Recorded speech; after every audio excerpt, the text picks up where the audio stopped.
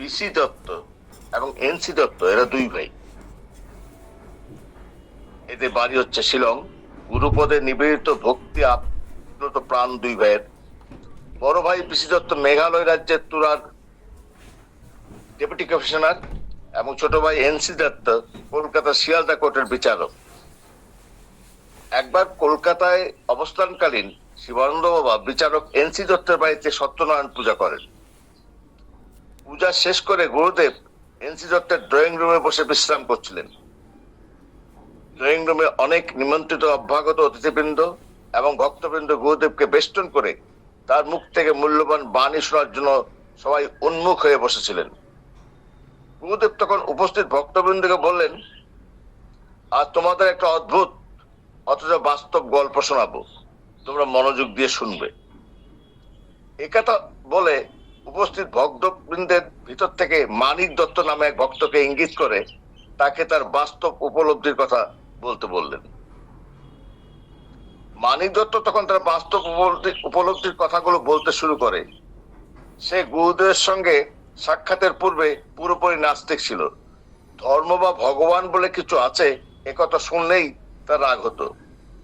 ধর্মের ধরাধারী সাধু সন্ন্যাসী তথাকথিত গুরু দেখলে তার পিত্ত জ্বলে যেত, কারণ সে বলে ধর্মটা হচ্ছে একটা কোমল বিষয়। এই ধর্মের ভয় দেখিয়ে ভবিষ্যৎ খারাপ আছে বলে তথাকথিত গুরুগণ ভক্তের হৃদয়ের কোমল মণিকোটায় আঘাত দিত।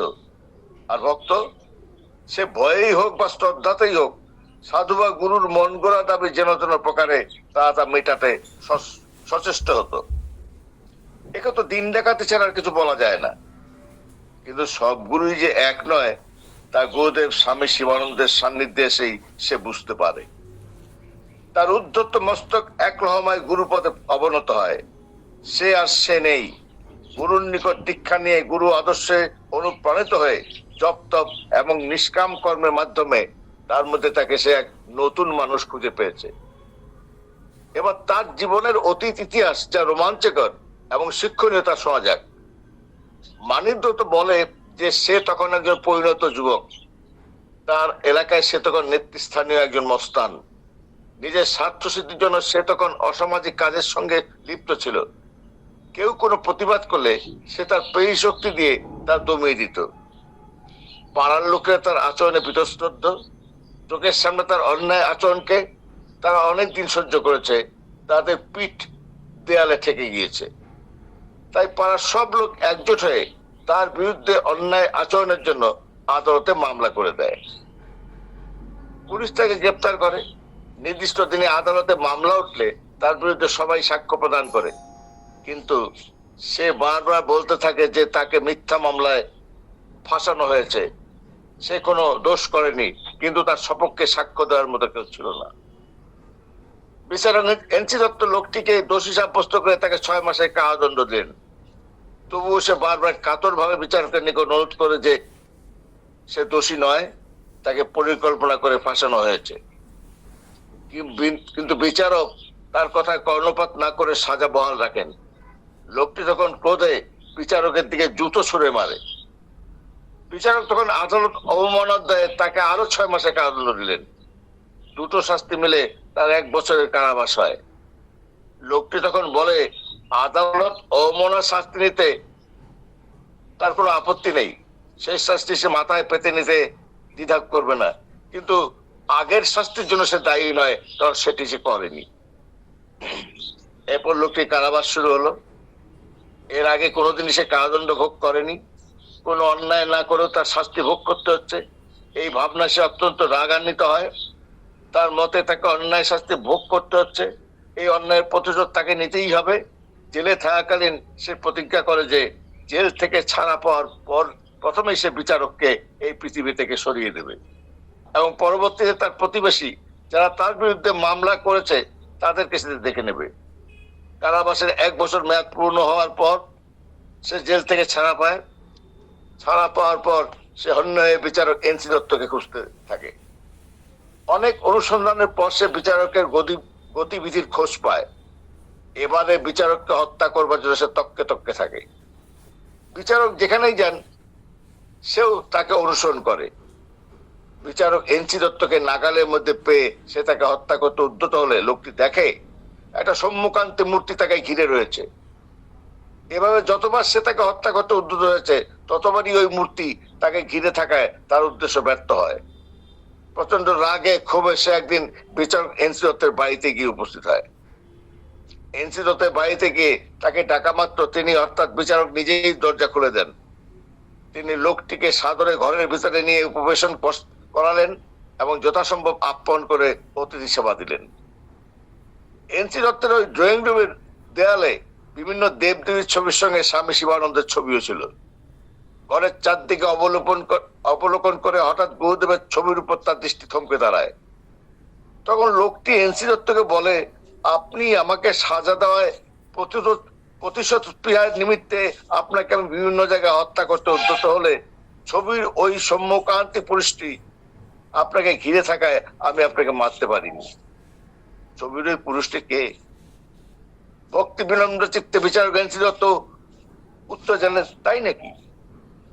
আমি নিয়মিত এত জপ তপ করি, তবুও গুরুদেবের ঈশ্বরমূর্তি দেখার সৌভাগ্য আমার হয়নি।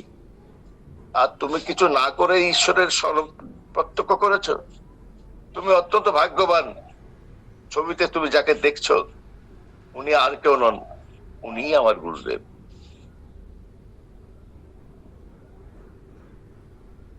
এবারে আমাদের দেবাশিসটার ঘটনা নিয়ে বলছি।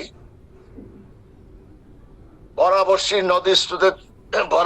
নদী স্রোতের ধারায় কচুরিপানা যেন ভেসে যেতে থাকে, সেরকম উদ্দেশ্যবিহীন ভাবে দেবাশিসদার জীবনটাও কাটছিল। তার মনে সংশয়জনিত প্রশ্ন আলোড়ন তোলে, জীবন কি? এই সংসারে তিনি কেন এলেন? যাবেনই বা কোথায়? সবই যে অজানা। মনের এরূপ উথাল পাতাল ঢেউ যখন তাকে আসতে ফেলছে, ঠিক সেই মুহূর্তে পরম পুরুষ স্বামী শিবানন্দের সঙ্গে তার সাক্ষাৎ ঘটে। শিলিগুড়ির নিকটস্থ শিব মন্দিরে শ্রদ্ধেয় শিশির চক্রবর্তীর বাড়িতে বাবা তখন আছেন। শ্রী রায়ের পিতৃদেব ওই মহাপুরুষকে দর্শন করবার জন্য তাকে একদম জোর করেই সেখানে পাঠান। প্রথম দর্শনে বাবা শ্রী রায়কে বলেন, তোমার ভিতরে এত ধর্মভাব, এত ঈশ্বরকে জানার বাসনা। দেবাশিসদা বললেন, আপনি কিভাবে বুঝলেন? বাবা বললেন, আমি আয়নার মতো সব স্পষ্ট দেখতে পাই। শ্রী রায় বাবাকে প্রথম দর্শন করে এতই মুগ্ধ হলেন যে ভাষায় ব্যক্ত করার ঊর্ধ্বে। বাবার কথায় স্বভাবতই তিনি অবাক হয়ে যান এবং ভাবনার সাগরে ডুব দেন। তার মনে প্রশ্ন জাগে, অতি সাধারণ বেশ, অতিশয় শান্ত, মাত্র একটা গামছা পরে কোনো ব্যক্তি কি মহাপুরুষ হতে পারেন? তারপরে নিশ্চয়ই তিনি অন্তর্যামী, না হলে তিনি তার মনের ভাব বুঝলেন কি করে? এত বড় মহান ব্যক্তিত্ব তাকে বাবা বলে সম্বোধন করে বসতে বলেন। স্বামীজির বাবাটাকে তার সমস্ত শরীরে বিদ্যুতের শিহরণ খেলে যায়। তার মনে অতীত ও বর্তমান গুলিয়ে যায়। তার মনে হলো, ইনি তো সেই যাকে শয়নে স্বপনে জাগরণে খুঁজে বেড়াচ্ছি। এরপর তিনি বাবাকে অনেক কথা বলেন। বাবা মনোযোগ দিয়ে সব শুনে সমস্ত প্রশ্নের উত্তর অত্যন্ত সুন্দরভাবে তার সমস্যার মীমাংসা করে দেন। তখন শুধু তার মনে অনুরণ হতে থাকে, এ তো শুধু মহাপুরুষের কথা নয়, এর জন্য কথার মাধ্যমে অমৃত ধারা বর্ষণ। বাবার অমায়িক ব্যবহার, বিনয় ভাব, সৌম্যমূর্তির ব্যক্তিত্ব যেভাবে সহজ সরল ভাষায় গভীর তত্ত্ব আলোচনা করে তাকে মনের দোদুল্য মানবতা থেকে মুক্ত করেন, তাতে তিনি অত্যন্ত মুগ্ধ এবং প্রীত হয়ে যান। বাবার কাছে দীক্ষা নেওয়ার মানুষে শ্রী রায় তাকে তাদের বাড়িতে আসার জন্য অনুরোধ করলে বাবা এক কথায় রাজি হয়ে যান। 1989 খ্রিস্টাব্দ দীক্ষা গ্রহণ পর্ব সমাধান হয়। দীর্ঘ 20 বছর যাবত এই মহাপুরুষের আশীর্বাদে অনেকের তার সঙ্গ করার সৌভাগ্য লাভ ঘটে। যতবারই তিনি বাবার সঙ্গ করেন ততই তিনি চিরকুমার জন্মসিদ্ধ ব্রহ্মজ্ঞানী মহাপুরুষকে থেকে অবাক হয়ে যান। কারণ সংসারের সঙ্গে যার বিন্দুমাত্র সংসর্গ নেই, তাকে নিখুঁতভাবে সাংসারিক কাজ কে শেখালো? গীতার 18টি অধ্যায় যেন তার জীবনে মূর্তিমান হয়ে আছে। 2000 খ্রিস্টাব্দের কথা। বাবা তখন দেবাশিসদার বাড়িতে প্রায় 2 মাস ছিলেন। একেই বলে অহেতুক কৃপা, এর চেয়ে বড় সৌভাগ্য আর কি হতে পারে?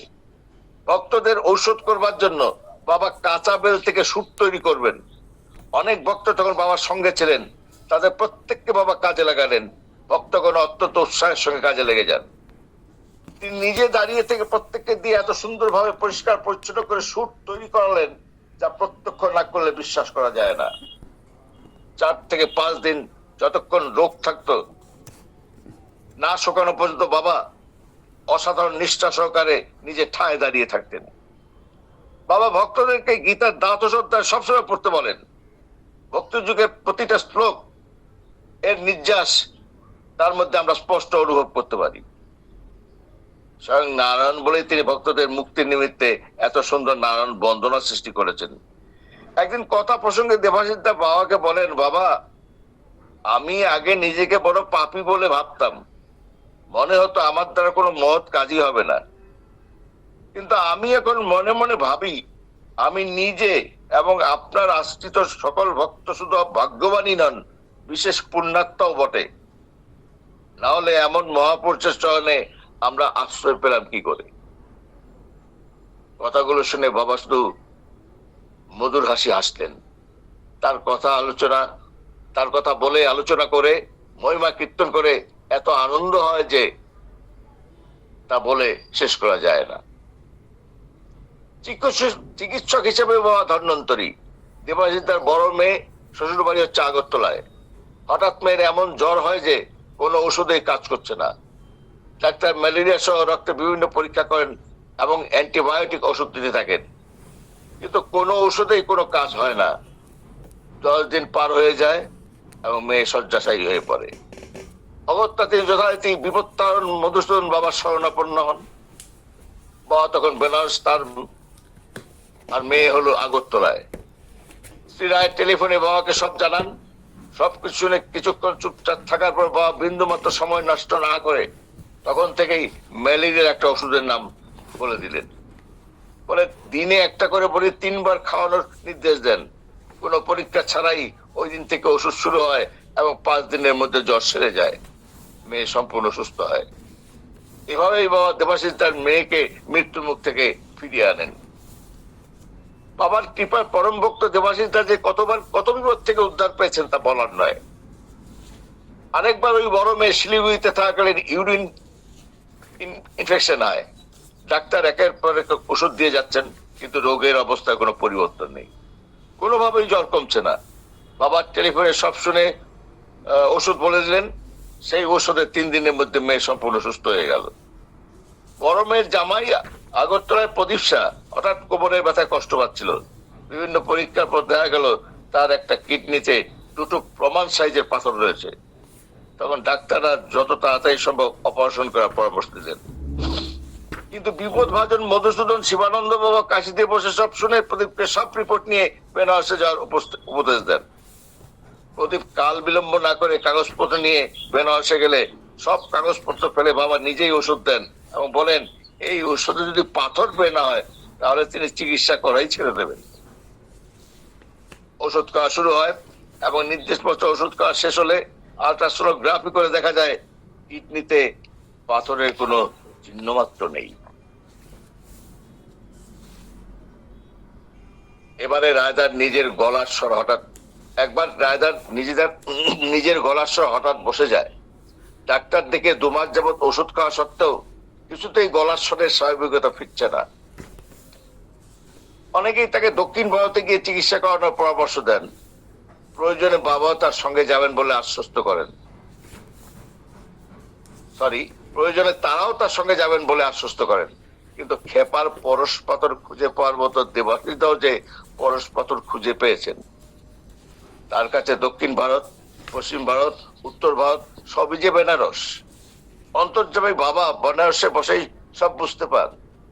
টেলিফোনের মাধ্যমে বাবাকে তার গলার স্বরের অসুবিধার কথা জানিয়ে ওষুধ দিতে বললে বাবা বলেন, আমি সবই জানি, তোমার কষ্ট হচ্ছে সেটাও বুঝতে পারছি, কিন্তু তোমার কোনো ঔষধ লাগবে না।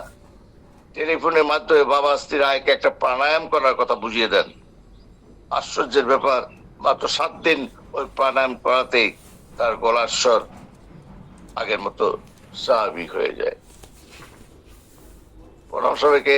এই পর্যন্ত থাকুক, আমার গলাটার ভালো না।